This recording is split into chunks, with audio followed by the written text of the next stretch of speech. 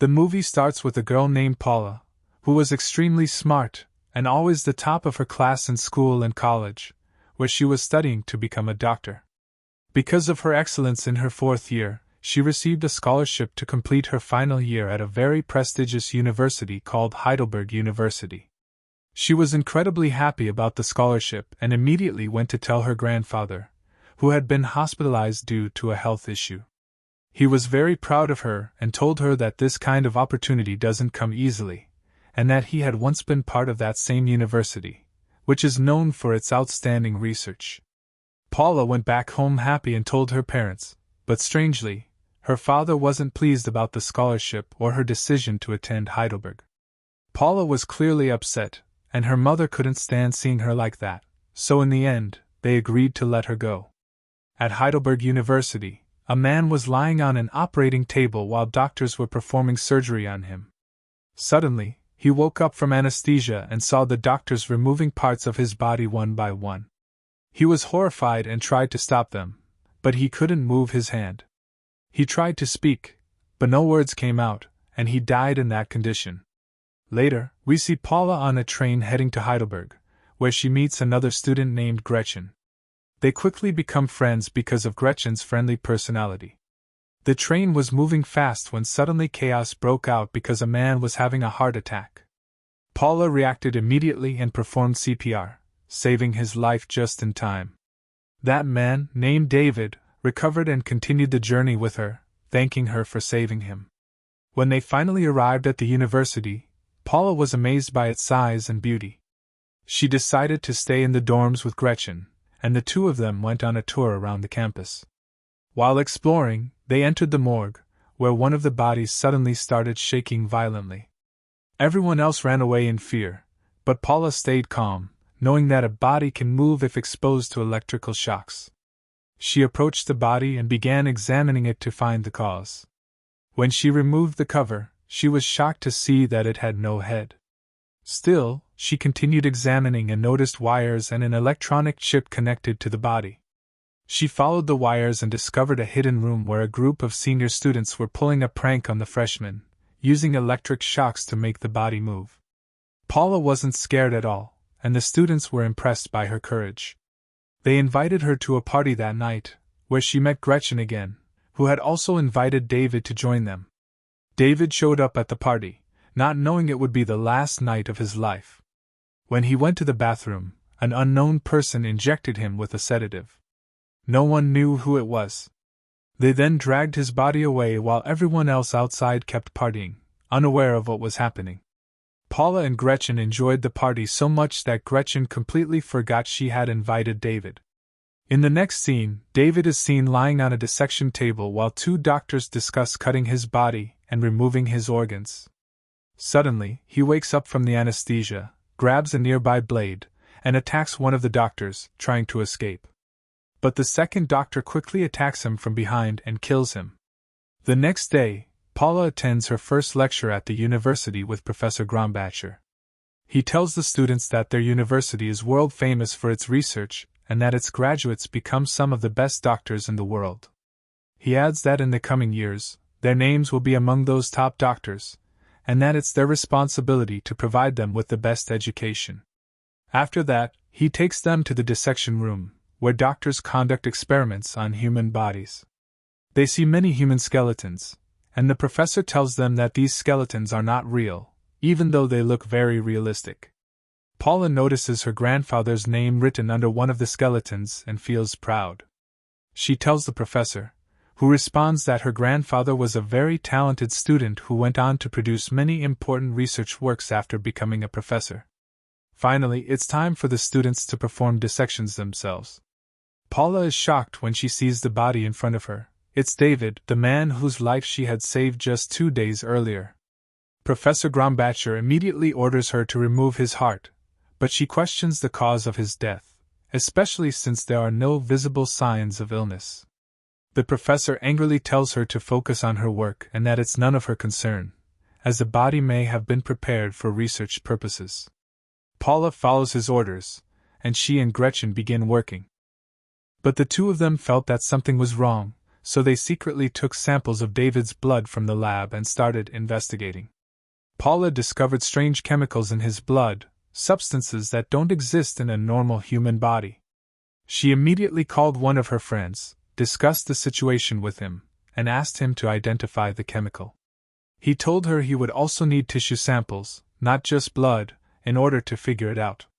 Paula agreed because of how serious the situation was. She went to the morgue, took David's body out of the freezer, and collected tissue samples. While doing that, she noticed a strange mark on his leg. She had almost finished, but suddenly the morgue supervisor showed up. Paula panicked and claimed that Dr. Grombacher had sent her. Then she asked him who had brought David's body to the morgue, but he refused to answer, saying he couldn't share that information with the student because it violated university policy.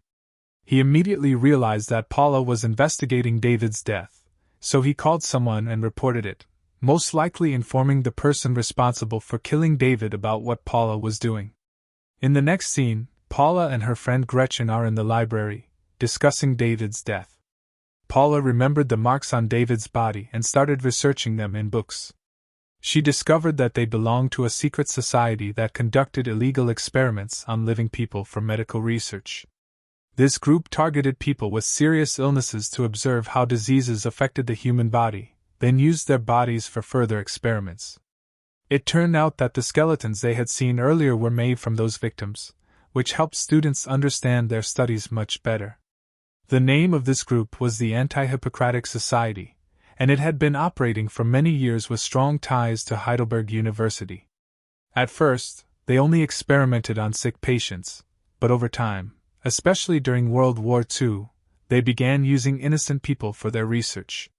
Paula started to suspect that this society was still active inside the university, and that its members were the ones who killed David because he had a heart condition.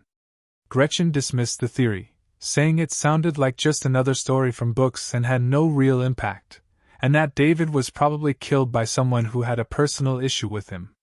While they were talking, Paula received a call from her friend, who told her that David had been killed by a chemical that quickly disappears inside the human body. It causes the blood to clot completely and makes the body stiff, almost like plastic. That explained why all the skeletons in the lab had remained in the same condition for years. Paula felt devastated when she realized that something big and dangerous was happening inside the university. She decided to tell Dr. Grombacher, but he got angry again and reminded her that he had already warned her to stay away from David's case and focus on her studies. He questioned why she didn't understand that this was her final year, and that she needed to concentrate and succeed. Paula returned to her room and found her bed covered in blood, with candles placed underneath it. She felt that this was part of some kind of ritual and suspected it was connected to the Anti-Hypocratic Society. She quickly went back to her books and discovered that when members of this society want to warn someone, they place blood and candles under their bed. If the person keeps interfering, they mark their leg with 3 symbols as a second warning. The third warning involves making 3 cuts on the person's mouth, and if they still refuse to stop, they kill them. Instead of dissecting the body in the usual way, they divide it into 3 parts. On her way back to her room, she ran into a guy named Hein, Gretchen's boyfriend. He told her that Gretchen wasn't in her room. Paula said she already knew, and he asked her to convince Gretchen to come back to him. He admitted that he knew she was cheating on him, but he still wanted to give her another chance. At the same time, Gretchen was in the lab with another guy for a long time. Hein had been looking for her, and when he saw her with that guy, he attacked him out of jealousy. He injected him with a syringe containing a strange chemical that killed him instantly. But the real shock was that he also injected Gretchen with the same substance. She tried to escape and save herself, but she felt her blood rapidly clotting, leaving her unable to do anything, and she collapsed right there. After that, the guy dragged Gretchen's body inside, cleaned the morgue from her blood and the other guy's blood, and put both bodies in the freezer. After placing them there, he got scared that they might be identified, so he cut off both of their heads. The next day, news about the disappearance of Gretchen and the other guy spread all over the university. Paula was also searching for her friends, and during her search, she reached the morgue where she found the morgue supervisor's notes. From them, she discovered that the guy who killed David was the same one who killed her friend and her friend's boyfriend, Hein. Hein then showed up and sat in front of her, and when she saw him, she got scared. At that moment, he placed a severed finger from her friend in front of her to threaten her, warning her to stop digging into David's case or she would end up just like her friend. Terrified, Paula immediately went to the police station and reported what happened, asking them to file a report about her friend's death. But the police didn't take her seriously because they trusted Heidelberg University. On her way back from the station, she received a message from Hein telling her to meet him at the morgue. When she got there, she found Hein next to Gretchen's body, violently stabbing corpses with a scalpel to scare her and make sure she wouldn't tell anyone about him. Paula panicked and ran away immediately while he chased her. As she was running, she reached the ground floor and found the same syringe containing the chemical that had been used to kill the others. In fear, she grabbed it, and at that moment, Dr. Grombacher appeared. She thought he was Hein trying to kill her, so she quickly pointed the syringe at him, but he told her to calm down and listen. Dr. Grombacher already knew that Paula was investigating the anti-hypocratic society, so he revealed the truth to her and admitted that he was a member of it. He explained that this society had been conducting medical research for many years, and that without it, medical science wouldn't have advanced this far. Paula was shocked to learn that her grandfather had also been a member and was behind many important discoveries, including the chemical that turns the human body into something like plastic. After hearing this, Paula lost all her excitement because she loved her grandfather and couldn't believe he had been a killer like them. She wanted to talk to him about it, but unfortunately, he had died that same day. In the next scene, we see a meeting of the Anti-Hippocratic Society, where they start an investigation, not for justice, but because of what Hein had done. Hein had killed 2 people who weren't sick and weren't targets of the society, using the power given to him for personal revenge, which put the society itself at risk. Hein tried to justify his actions, but Dr. Grombacher responded that he must punish himself by making 3 cuts on his face.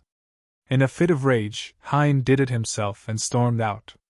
The members then decided to turn themselves into the police, which made Hein even angrier because he didn't want to go to prison. That night, he went to Dr. Grombacher's house and killed him. Meanwhile, Paula was at home because of her grandfather's funeral. She searched his room and confirmed that he had indeed been part of the Anti-Hippocratic Society, which made her even more devastated. Paula went to her friend to vent, but the next morning she discovered that he also had items connected to the society, meaning he was part of it too. Furious, Paula hit him and ran to the underground facility at the university where the society members worked. There, she found skeletons made from human bodies and encountered Hein, who had already killed multiple people and was now working on turning Gretchen's body into a skeleton. When he saw her, she panicked and screamed, but before she could escape, he injected her with the chemical. When she regained consciousness, she found herself on an experiment table that no one had ever survived. She tried to move but couldn't, realizing she had been injected with the same chemical that turns human blood into something like plastic. However, Paula already knew about this chemical and its antidote. She saw her friend approaching and was surprised at first, but then realized he wasn't part of the Anti-Hippocratic Society. He had come to investigate it just like her. She quickly explained the situation and asked him to bring sodium chloride immediately. He agreed, brought a syringe filled with it, and injected her. At that moment, another member of the society walked in, unaware that Paula had taken the antidote. He knocked her friend unconscious and started talking about cutting Paula's body in half. Paula pretended to still be unconscious and watched as they placed her friend on the dissection table, about to operate on him.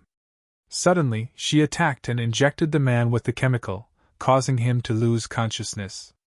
Hein got furious and tried to attack her with a surgical knife, but Paula managed to escape. She grabbed a high-voltage electrical wire from a power box and electrocuted him, killing him instantly. His partner also died from the chemical Paula had injected into him earlier. Paula rushed her friend to the hospital and managed to save his life. In the end, it's revealed that the Anti-Hippocratic Society has recruited new members to continue their work, suggesting that Paula's fight isn't over yet.